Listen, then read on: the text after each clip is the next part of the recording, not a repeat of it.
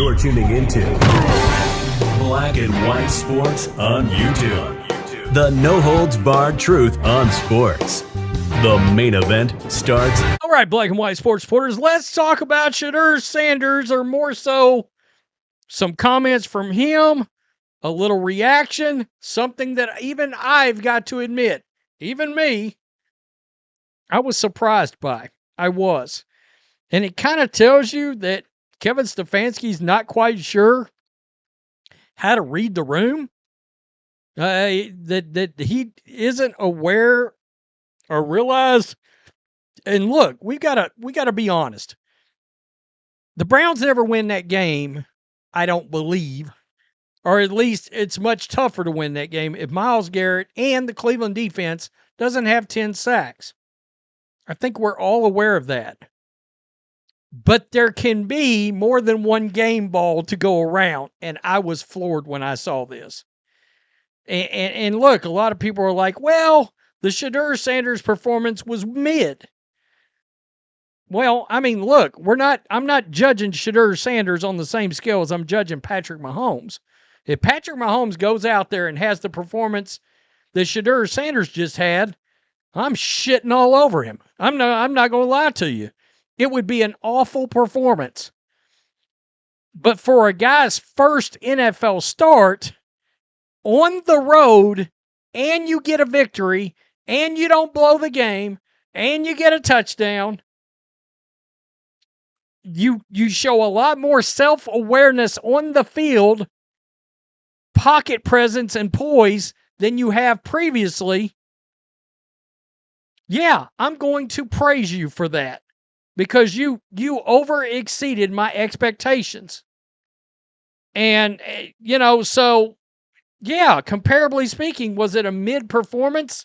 If you're Lamar Jackson, yeah, that's mid to less than mid.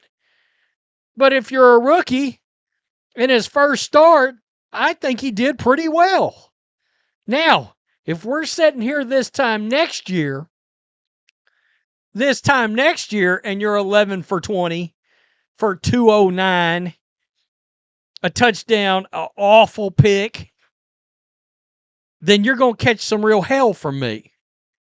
But this is about perspective and keeping this fair.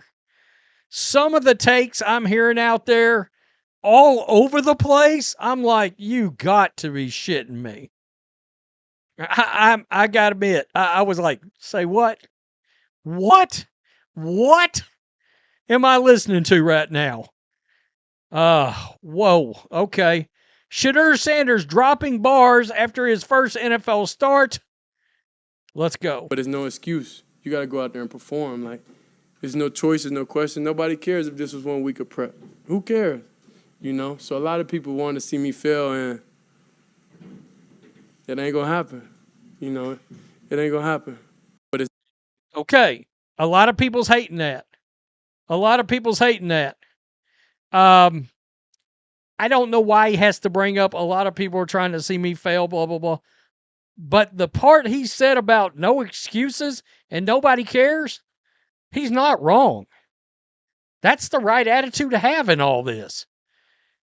You know what? I can't worry about what everybody else thinks. I got to put my head in a damn playbook, and I got to study, and I can go out and prepare. It's the, I'm not going to fail, that's not going to happen thing, and I understand. Well, it's confidence. Is it, or is it arrogance? It could be taken either way. And look, if he's my running back, I don't give a shit about that answer. My NFL quarterback? Yeah. By the way, this is not a black or white thing either. Not a black or white thing either. Jackson Dart can be pretty, and I'm a huge Jackson Dart guy. He can come across as a little arrogant every now and then too. How about some more? I was a fifth-round pick. I got skipped by everybody at least 5 times. so it's not. It just come with the game. It is what it is. But I'm just thankful for where I am now. I don't. Everybody have their differences. But I still got an opportunity to play. So why can't I be mad? Money different, but thankfully I have a good family. So it is what it is. We're not playing for that. We're playing for the love of the game. So I'm just thankful to be out here, have the opportunity, be able to go and play. Go out there and play, go out there and start. Like, you don't know how surreal, that feeling is, knowing that you have the responsibility of the Browns organization on your shoulders, having all the fans, everybody in here arguing with each other online and everything. Everybody have their differences about me. It is what it is, but I'm just thankful I'm here before y'all, today. And hopefully we clear the little stuff up, but we have a long way to go, a long way to grow, and I know it's only one way, and the only way is up. Thank y'all. Okay, so that's 92.3 The Fan. I was a 5th-round pick. I got skipped by everybody at least 5 times. 5 times or 4 times? Maybe 4 times. It just comes with the game. I'm just thankful for where I'm at. I still got an opportunity to play, so why could I be mad?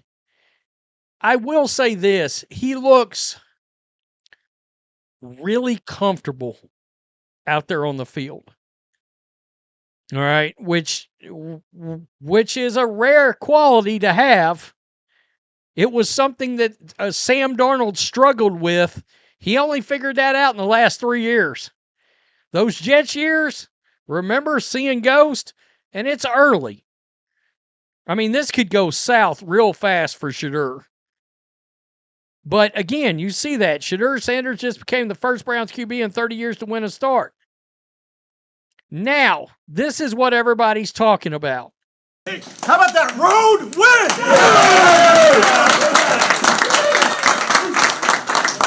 Stayed resilient together like I told you we needed to, right? Stay resilient together, and we fought together. How about Gage's big punt return on special teams?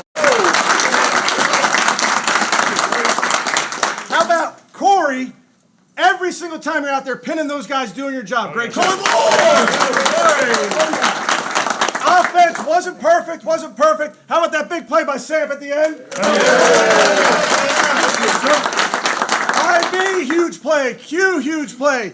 Harold making a big play. And then another rookie making his first start. Nice job, Shedeur. Well done.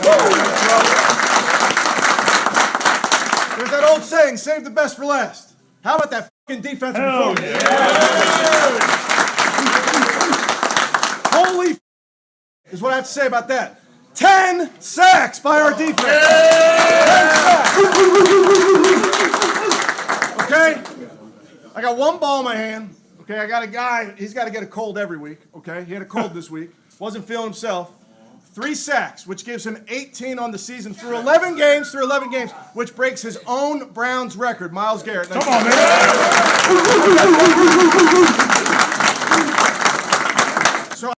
Okay, he broke his own Browns record. He's absolutely got to get a game ball.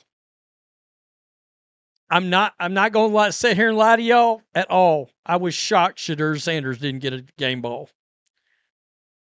Now, I don't know right, wrong, or indifferent. I was surprised. When I watched this, I was like, wait, Shedeur's not getting a game ball either? Under the circumstances of being the first rookie to win in 30 years, blah, blah, blah. So, good luck. Stefanski's going to take heat over that. Do I think it's valid heat? I don't know about that, but considering everything surrounding this team and the drama, I was actually surprised that somebody didn't say, hey, why don't you give one to Shedeur? Whatever. Maybe he's one of these coaches that only gives one game ball, period. If that's the case, that's fine. Myles Garrett deserved it. I saw some people saying, well, but Myles Garrett, he may get another one this year, another chance. No, he matched or broke his own record. That was a thing in this. Okay, so I have no problems with him getting one. Look, I 1,000% agree that Myles Garrett was the best player on the field for the Browns yesterday. But head coach Kevin Stefanski effed up again. Shedeur Sanders should have gotten the game ball. You got to pump confidence into your young QB or not. I just don't think. Look, my favorite coach that's active right now is Jim Harbaugh. There's not a chance in hell that whether it was Alex Smith, whoever, Justin Herbert, J.J. McCarthy at Michigan. I'm a Michigan fan. If you guys watch the channel, you know that. Jim Harbaugh's giving his quarterback a game ball on this game. I'm just telling you, he is. Because he understands, the whole thing where he gets in his quarterback's face and he goes through the patting his pads and all that. He's giving his quarterback confidence. I'm surprised. I was surprised. I was like, I kind of tilted my head and was like, wait a minute, what? All right, so this is a reaction from Shannon Sharpe and from Ocho Cinco on this very thing.